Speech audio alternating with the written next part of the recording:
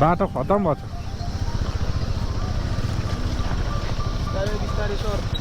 बिस्तारै जानु पर्यो नि हजुर बाटो छिर्दैन होला छिर्ने रहेछ क्या लुकिङ ग्लास नभए त छिरो हाम्रो छिर्न गाह्रो छ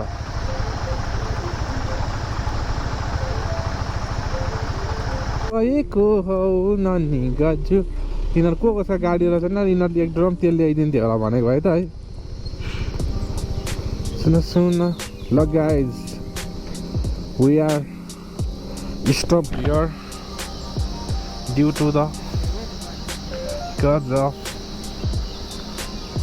रोड प्रब्लम भने जस्तो छ तपाईँहरूले देख्न सक्नुहुन्छ पछाडि पनि छ एउटा गाडी अगाडि पनि छ गाडी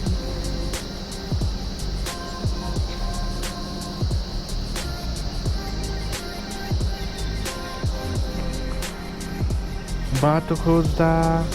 बाटो पाइन भने जस्तो छ गाइजी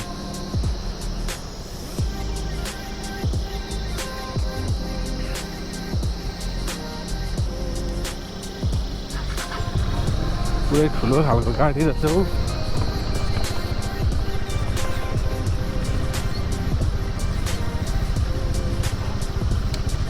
बाटो खतम भयो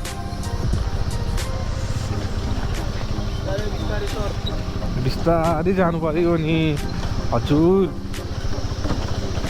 अम्म गाडीको लाइन चढाइ चढबिना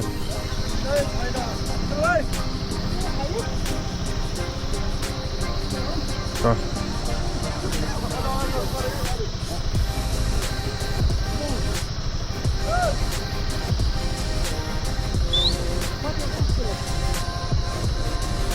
यो उसको सामान रहेछ क्या डुगरको वायर हाउसको होला यो वायर हाउसको प्लान्टहरू गए सुन ए मेरो खाइछु र बाटो छैन तै पनि बाटो छिर्दैन होला छिर्ने रहेछ क्या लुकिङ ग्लास नभए त छिरो हाम्रो छिर्न गाह्रो छ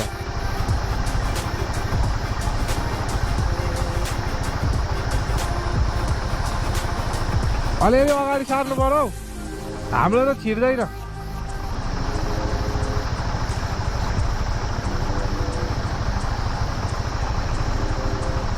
हाम्रो त जाँदैन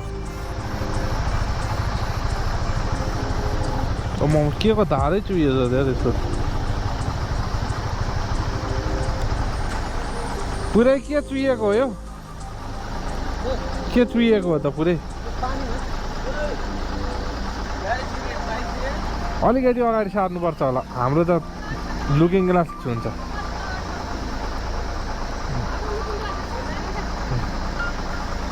ह्यान्डल लामो हुन्छ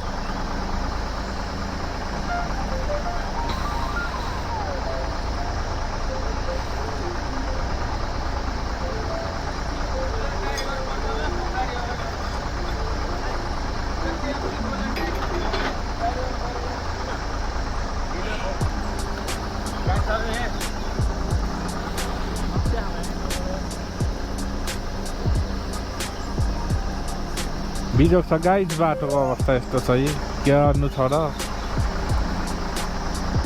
निकै बेर थुन्यौँ हामी त भ्यार भ्यार भ्यार भ्यार पारेर अगाडि सार्नु पर्यो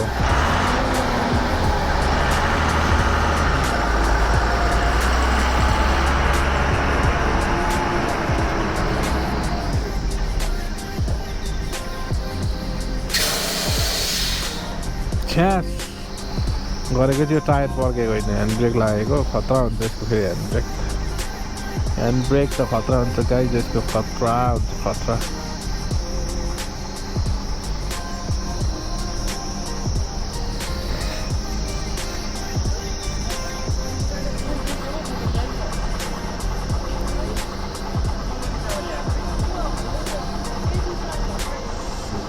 कम्पनी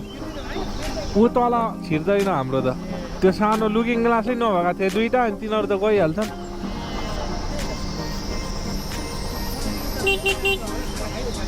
हजुर त्यो नि अगाडि सारिदिएको भए त हुन्थ्यो नि फेरि कहाँ गयो मान्छे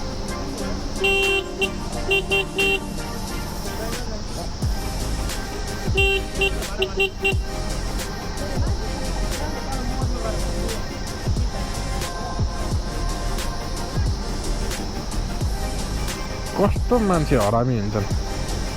है बाइक त छिर्ने गरी राखिदिनु नि च्यापेर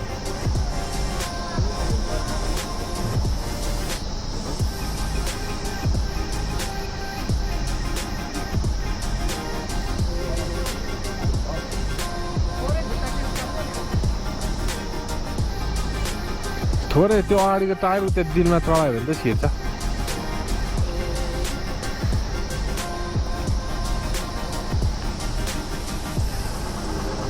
पुरै ब्लक भएको छ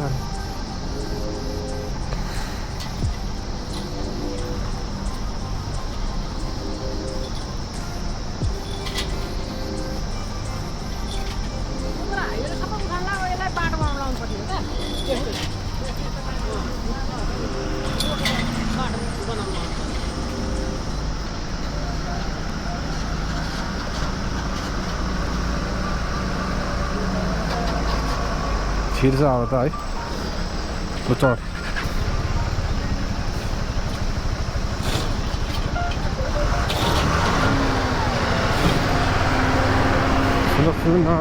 मेरो हजुर होइन यहाँ त यस्तो रिस्की छ अनि यहाँ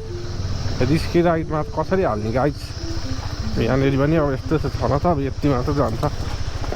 यही तलै च्याप्नु नि फेरि है सायद फोन गरेँ मैले ल गाइज अझै फाइनल्ली हामी अगाडि बढिसक्यो भन्दै आजको भ्लग यहीँ गर्न चाहन्छु हस् त धन्यवाद।